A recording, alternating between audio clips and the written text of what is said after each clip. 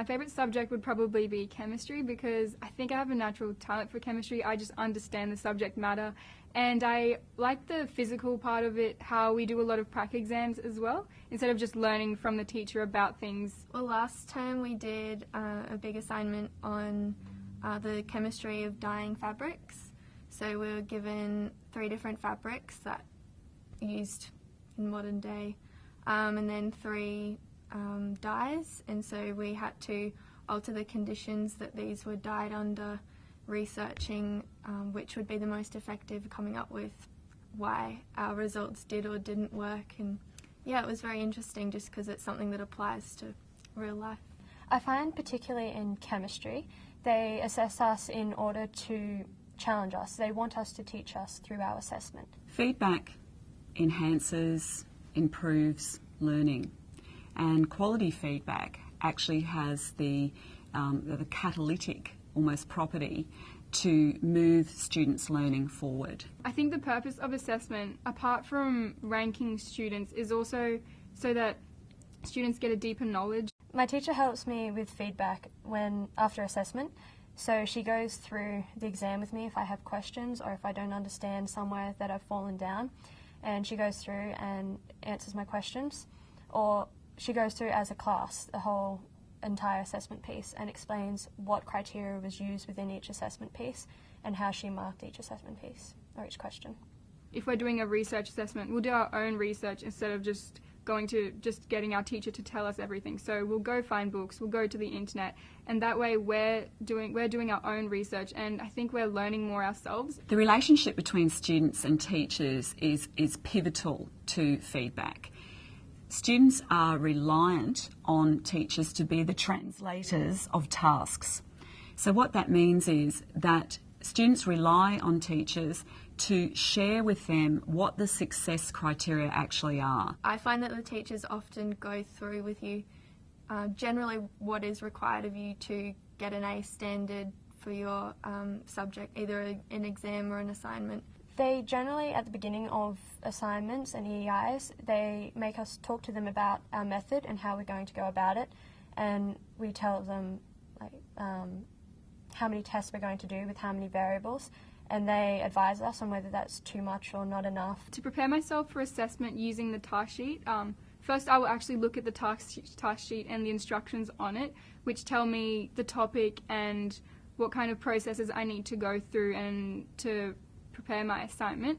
And so firstly I'll look at the actual instructions and the structure of what I'll be creating, and I'll also look at the criteria sheet. The criteria sheet for assessment I feel is very valuable because it's what the teachers use to mark you, and so it's very good to use as a checklist, so you can work out what you've done and what you need to do to improve your mark to the next level.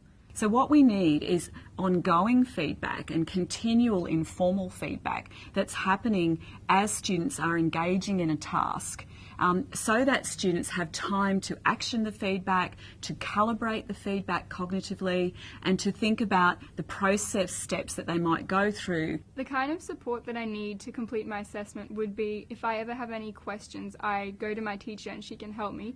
She doesn't necessarily give me the answers, but she'll sort of set me on the right path to answering the questions that I need to answer. Our feedback on our chemistry EIs is generally quite general. So they don't go specifically into if we have the wrong information, because they let us to research our own topics. They tell us whether to refocus on the area or not. They don't tell us how it's wrong. So with the introduction I did and the evaluation I did, I took the draft work that they put on there and I took how they told me to restructure it and put that into my final. When I do an EEI, I get lots of different types of feedback along the way. First, I might hand in my hypothesis for checking to see if that's an alright hypothesis to develop on as I do my assignment, and then I'll also hand in an introduction, perhaps, so the background knowledge about what I'm going to be investigating. Then, with the information that I had to research, I went back and I researched that information that they told me. I was able to ask them simple questions, though they wouldn't tell me exactly what the information I need to know was. I had to learn it and research it myself. I do the experiment and I gather the data, and I'll sometimes hand that into her as well for her to check and see if I've got it in the right format, in tables, in graphs, things like that. And then the last thing I hand into her is the draft for my discussion, which she can tell me if I've done the correct structure or if I need to elaborate on anything more. If you're giving feedback, that summative feedback at the end, there's not a lot that students can immediately do with that feedback until they return to perhaps that assessment task again. We did an EEI in grade 11, really helped me prepare for the EEI that I had to do in grade 12. I learnt in grade 11 that the discussion needs to be extremely thorough, and I need to talk about the data that I picked up during the course of my investigation.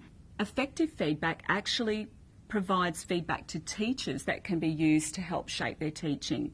I think this is something that we often overlook, is that we need to be finding opportunities as educators to seek meaningful feedback from students so that we can check that they understand the material, check that they understand the task, and so that we can then adjust our teaching or modify what we're doing so that all students in the class can engage.